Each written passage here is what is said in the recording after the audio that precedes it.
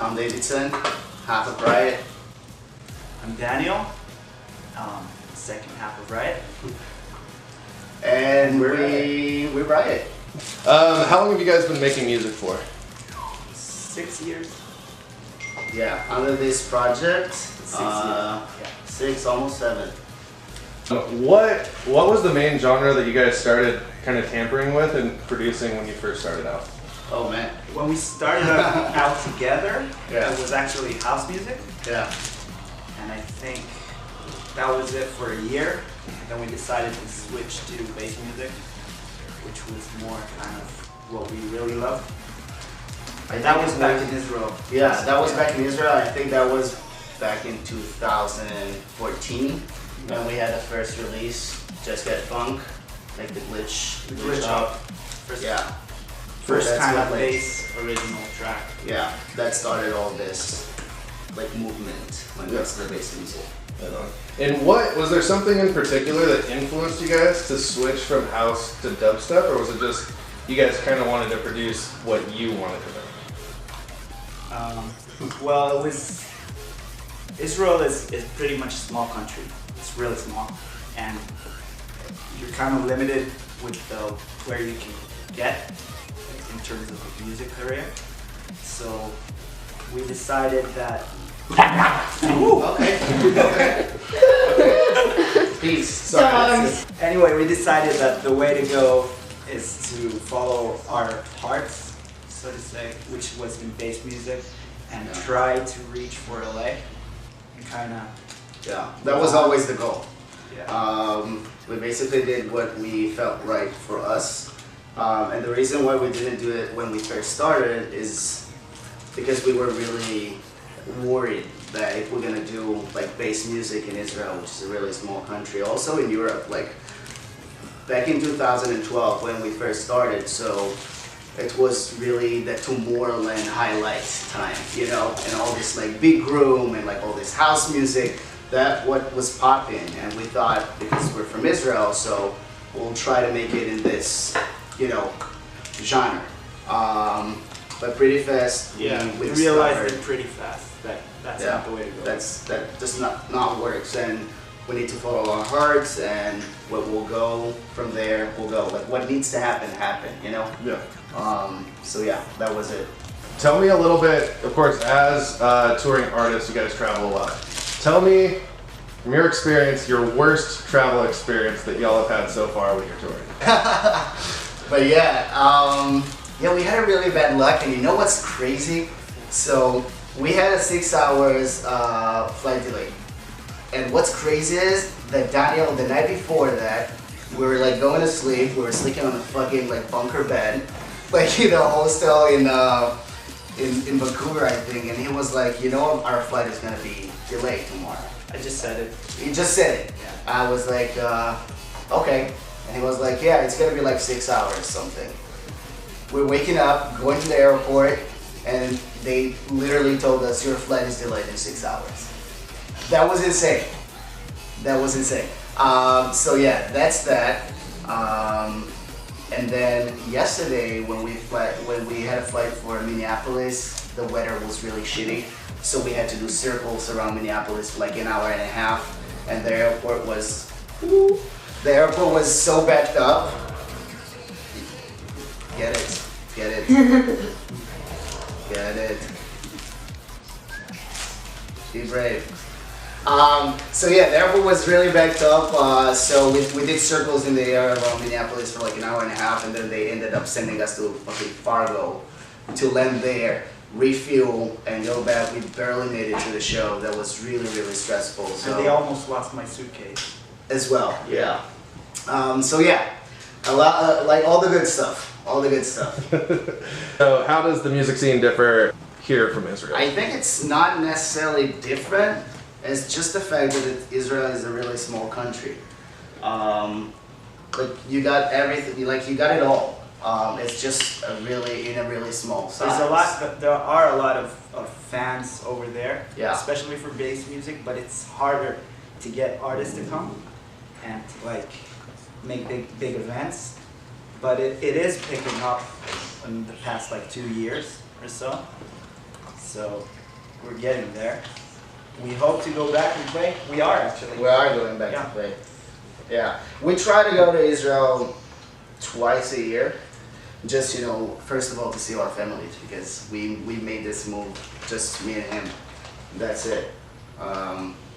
So we try to go twice a year, just like a small vacation, like family time. And every time we're there, we're playing a show for, like, you know, the hardcore fans. Which is fun. It's always fun. It's always fun to play a hometown show. It's like, it's different. Cool. What's the one way that music has positively impacted you the most in your life? I started doing music.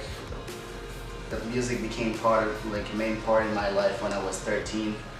I had my bar mitzvah, and we had this meeting with the DJ before the bar mitzvah thing, and we planning all the music and stuff. So I just find it really cool how like the DJ can actually take something and create something out of it, and I found it really cool. And since then, like that, I knew that that's what I wanted to do. So I took all the checks from the bar mitzvah. I bought myself like second-handed equipment, taught myself how to be a DJ.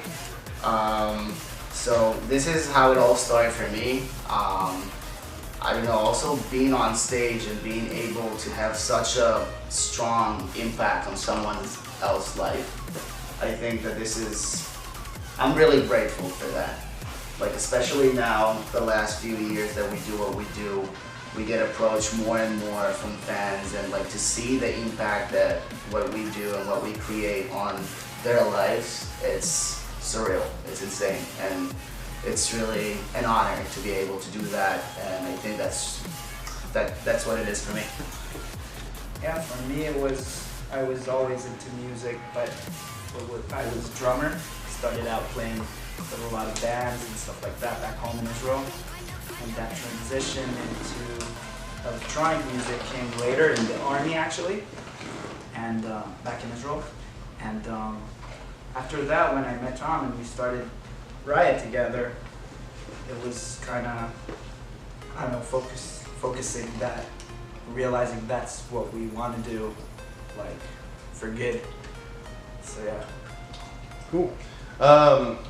Of course, kind of going back to your fans, what's the funniest or craziest fan experience that you guys have had so far? Funniest, craziest.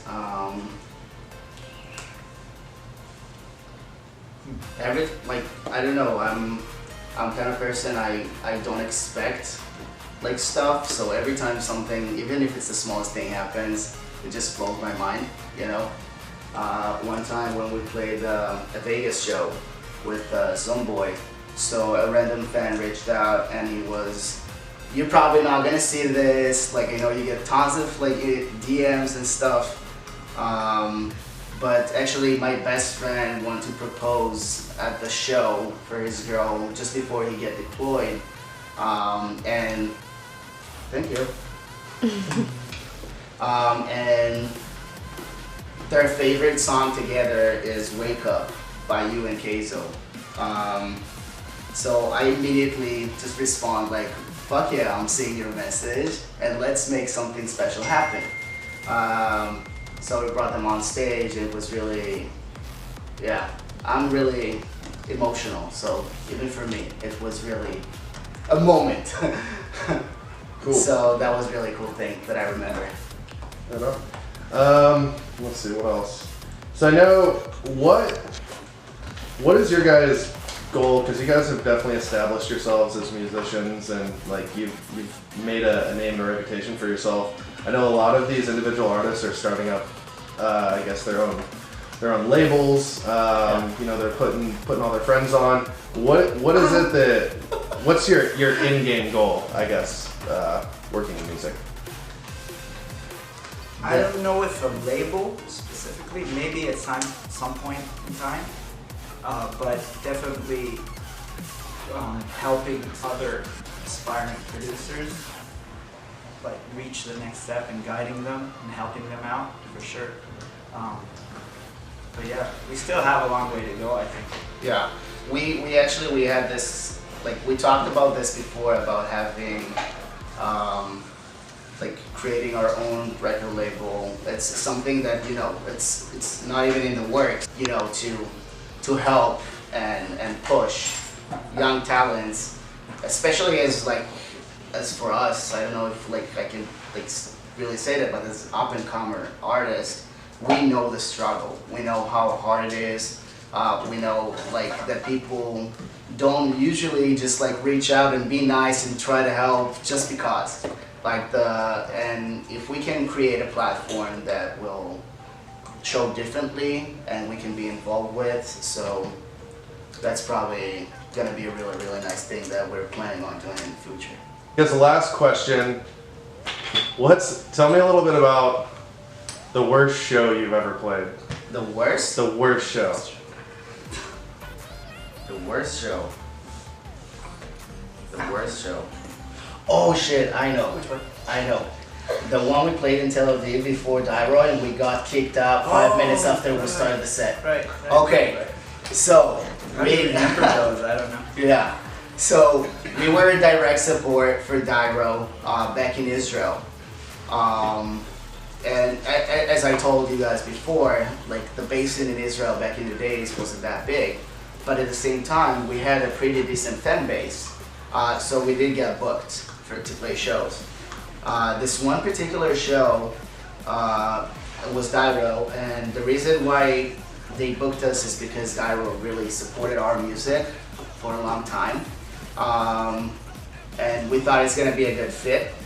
So we started a set, and I don't think that the owner of the club, because okay, so, okay. He's like, man, this You wanna whisper in my ear? Oh, you want this? Snack. Want this? Oh shit, oh shit. Don't kill me. So we started playing the set, and the owner of the club is like, it was a house type kind of venue. So we started playing the set, and we play our music, you know? We play bass music. And literally 5 minutes after we started to play, the owner of the club is like, okay, you're getting off. Like this DJ is gonna play right now. Cut us off. And yeah, so we pretty much like took the mic and like, okay, so apparently we're not welcome here. So we love you guys, but fuck this club, you know? And since then we never played there. Like, once again, like we didn't agree to play there again. But yeah, that was really intense experience. Yeah. Cool. And a lot of fans were really furious about it, you know? They started a riot. So yeah, that was. Dairo put us on stage again with him. Yeah. So the funny thing is that Dairo brought us on stage on his set because he's playing our So music. the fans got something. Cool. So I guess anything you guys want to say to kind of lead out and finish up? Not so much of like promoting, just like, I don't know, reach out and whoever gonna see this amazing video and whoever cares about our music and support our project, we're really thankful, and we're just gonna keep doing what we do, and you guys are Working on a big new part of it. music, big things. Yeah, big things, big collabs. We're on a roll.